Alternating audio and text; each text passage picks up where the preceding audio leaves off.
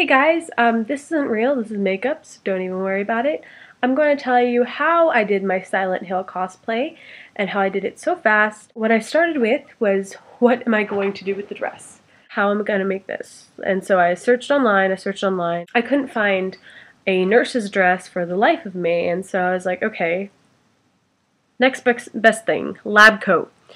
So my mom and I found an actual hospital uniform place, and we got a lab coat, which you could probably get it at a thrift store. You could probably find a really, cheap lab coat. But I got a student discount because I'm a student, but still you probably could go cheaper than I did.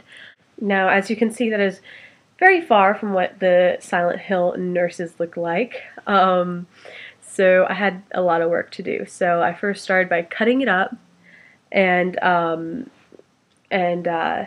re-hemmed it so it'd be tighter around here because it was, a baggy thing because it's a jacket. So after I hemmed it and I cut it, I dyed it with tan RIT dye and wine-colored RIT dye, the liquid kind, and I diluted it in a spray bottle and I sprayed it on the dress.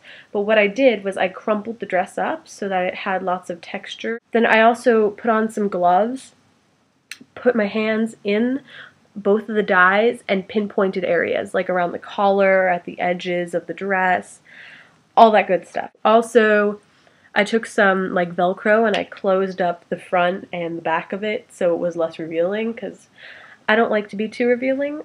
Then for the hat, I was like, how am I going to make the hat? I was going to make it. Instead, I went to a vintage thrift store and I got an actual old-time nurse's hat. And I don't want to take this off, even though it's not part of the costume. At some point, I probably will take it off, but I want to preserve it for a little while because it is so neat. Now, the mask was a trip. Okay, I looked online to see different tutorials of how to make it, and they were all like plaster strips, and I'm like, what are plaster strips? No one informed me that there was a thing called plaster strips, so I got this stuff called rigid wrap, which is plaster strips, and you could do this easier way probably, but I put a plastic bag over my head, and I cut a place for my nose and my eyes, and then I started forming the mask. At one point I had to ask for help from my mom because it was difficult to see and get it reinforced well.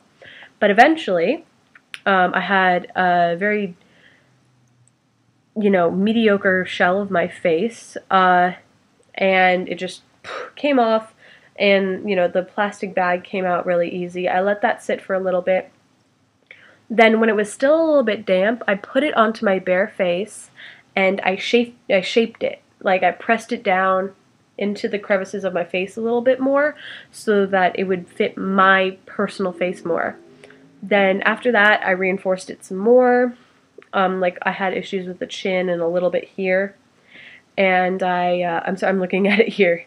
And then I added textures with pieces of the plaster. You could also do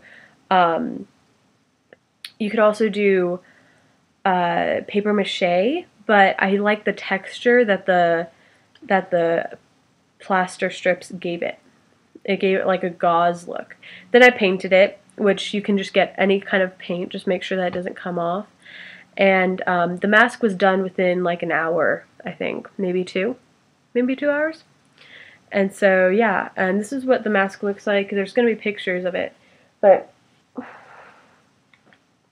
this is what it looks like. The reason why I gave myself a black eye, the reason why I did that is because I wanted there to be an eye hole so that I could see.